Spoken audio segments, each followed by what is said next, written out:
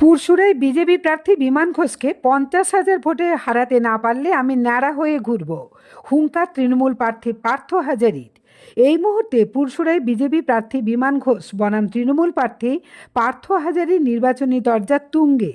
BJP প্রার্থী তথা পুরসুরা বিধানসভার বর্তমান বিধায়ক বিমান ঘোষ এই বিধানসভারই হরিণখোলা 1 নম্বর পঞ্চায়েতের প্রধান তথা পুরসুরা তৃণমূল প্রার্থী পার্থ হাজারিকে কোনো প্রতিপক্ষ হিসেবেই গুরুত্ব দিতে চাইছেন না।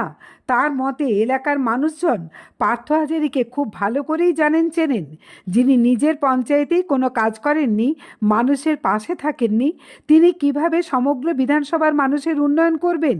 তাছাড়া মানুষ এমনিতেই তৃণমূলের একের পর এক দুর্নীতির কারণে বীতশ্রদ্ধ হয়ে মুখ ফিরিয়ে নিয়েছেন।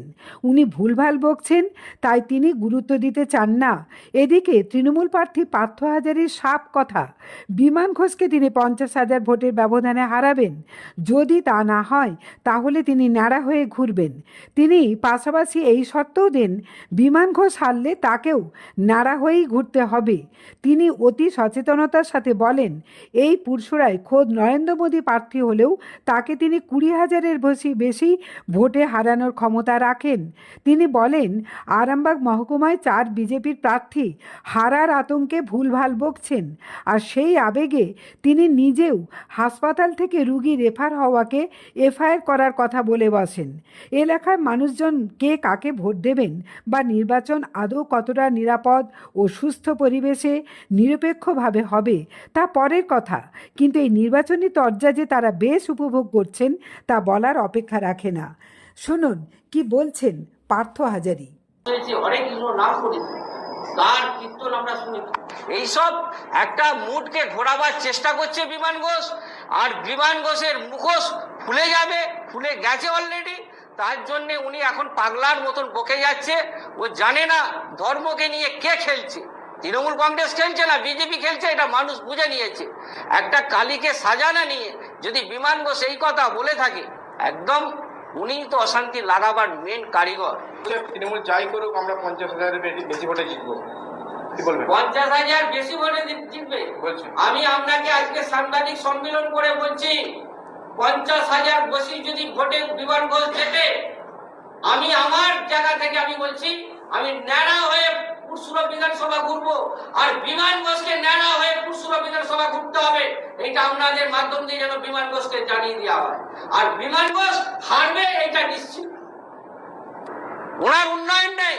মাননীয় মুখ্যমন্ত্রী যে উন্নয়ন করেছে, মাননীয় মুখ্যমন্ত্রী যে যুব সাথী বার করেছে, যে ভূমিহীনদের কৃষক যেটা দিচ্ছেন 4,000 টাকা বছরে, এরপরে লক্ষ্মী ভান্ডার বাড়িয়েছে, মানুষ পাগলা হয়ে যাবে আনন্দ। বিমান ঘোষ খেতে যাবে, ওয়েট করুন। কি বলছি, এইখানে ওনাদের বক্তব্য আপনারা শুনবেন। যিনি সেক্রেটারি ছিলেন, সভাপতি ছিলেন, তাদের বিমান ঘোষ হারমাত পাঠিয়ে তাদেরকে মারধর করা হয়েছে। বাজার কমিটির সেক্রেটারি ছিলেন? হ্যাঁ, ইনি থাকেননি, ইনি সাধারণ মানুষ যারা ছিলেন আগে, তাদেরকে মারধর করা হয়েছে। আরামবাগে মেডিকেলে ভর্তি ছিল, তারপরে আবার ওইখান থেকে আবার কলকাতায় তাদেরকে এফআইআর করা হয়েছে। কোন সময়টা এটা হচ্ছিল? ও অনেক কিছুই বলবে, ও এখন তো পাগলা হয়ে গেছে। মানে এখন ওরা 4টে পাগলা এক হয়ে গেছে, গোঘাট, পুরসুরা, খানাকুল আর আরামবাগ। এখন ও পাগলাটা 2 দিন পরে দেখবেন কালিরামে ঢোল হয়ে ঘর যাবে। সময়ের অপেক্ষা।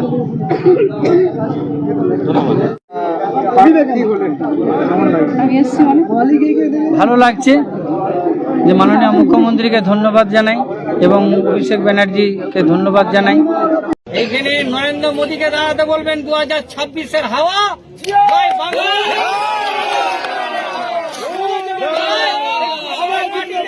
আমরা 30,000 ভোটে ওনাকে হারাবো। ভোটের গণনার দিন মিলিয়ে দেখে নেবেন, 30,000-এর উপরে যাবে, নিচে হবে না। মাননীয় মুখ্যমন্ত্রীকে ধন্যবাদ জানাই, আর আমাদের সাধারণ সম্পাদক অভিষেক ব্যানার্জিকে ধন্যবাদ জানাই, আমাদের রাজ্যের সভাপতি বক্সিদাকে ধন্যবাদ জানাই যে একটা গ্রাম। জ্যোতিষ জগতে অদ্বিতীয় ডক্টর অঞ্জন শাস্ত্রী, আপনার উজ্জ্বল ভবিষ্যতের একমাত্র দিশারি। Call for booking 7477886099 or log in www.anjanshastri.com. Download করুন আমাদের exclusive mobile app astro Anjan.